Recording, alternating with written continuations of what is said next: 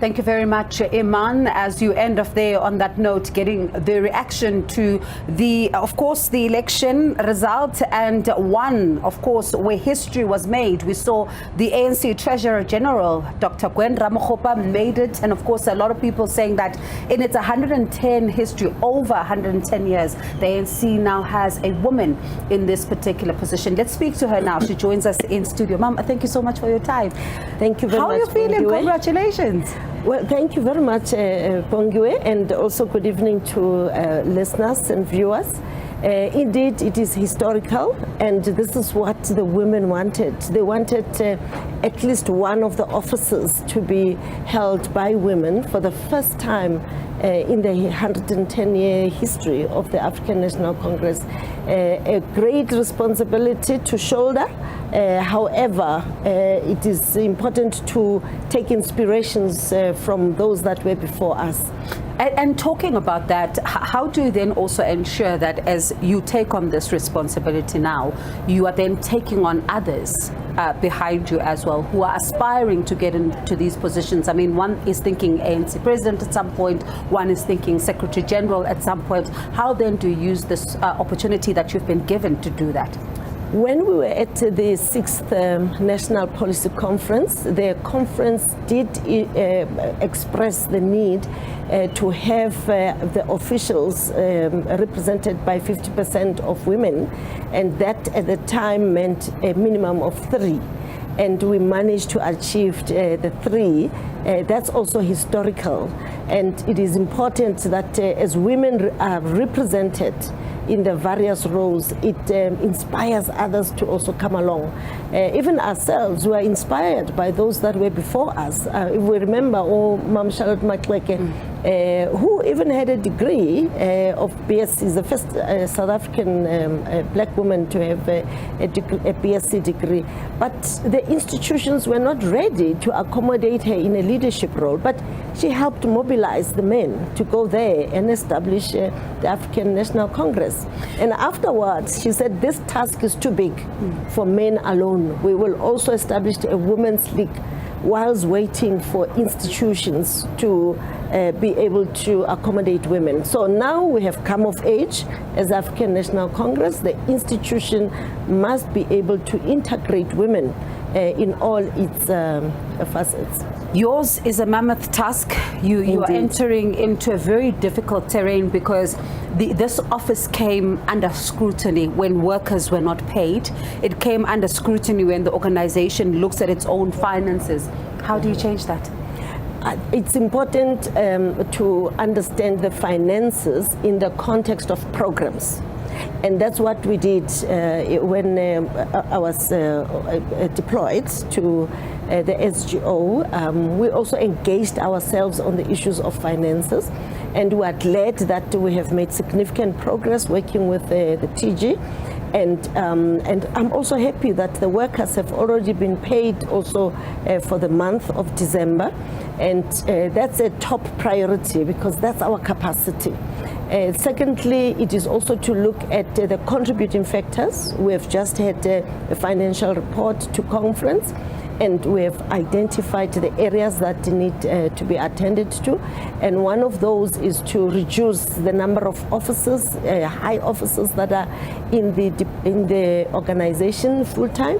And we've added another Deputy Secretary General, and the Treasurer General position is no longer full-time.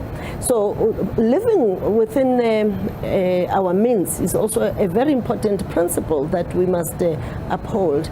We have also lost quite experienced and expertise because of the financial difficulties. So stabilizing that will enable us to attract back those skills. And there are also a lot of NEC members who were parliamentarians and who, after their term in parliament ceased, then they became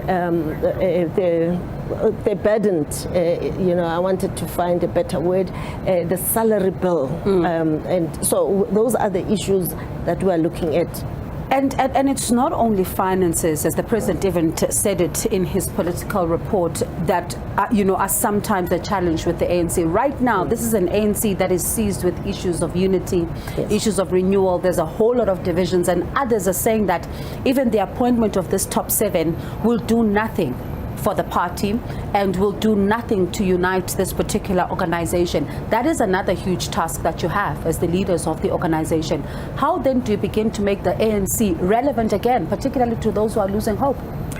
If we look at the term of office led by President Cyril Ramaphosa, we've made significant strides to renew and ensure that we have, refocus on values, on ethical leadership, and also on closing the distance between the ANC and the people.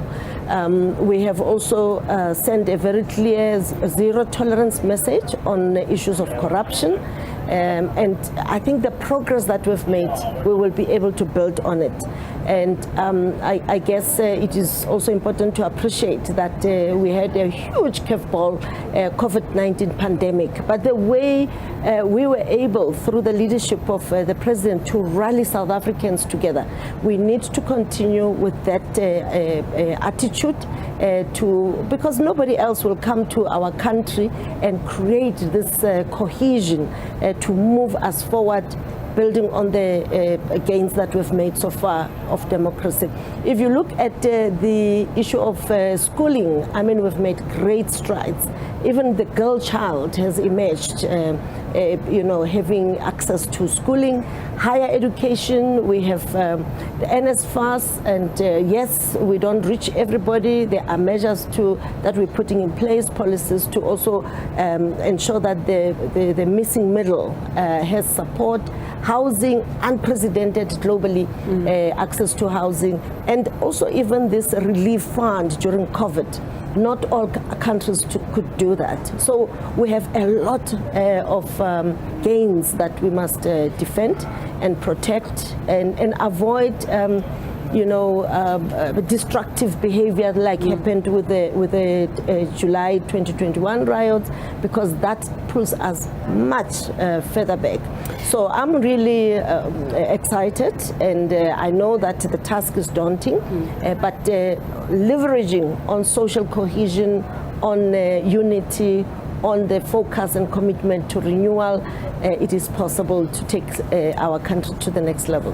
A lot of work you have, and that's where we leave it for now. I'm going to come to your office and knock again to sit and see how all of this work is in fact unfolding. Thank you so much for stopping by our studio. That's Dr. Gwen Ramokgopa, making history as the first woman to be elected in the Treasurer General position of the African National Congress. A lot of focus now shift towards who then makes that NEC list.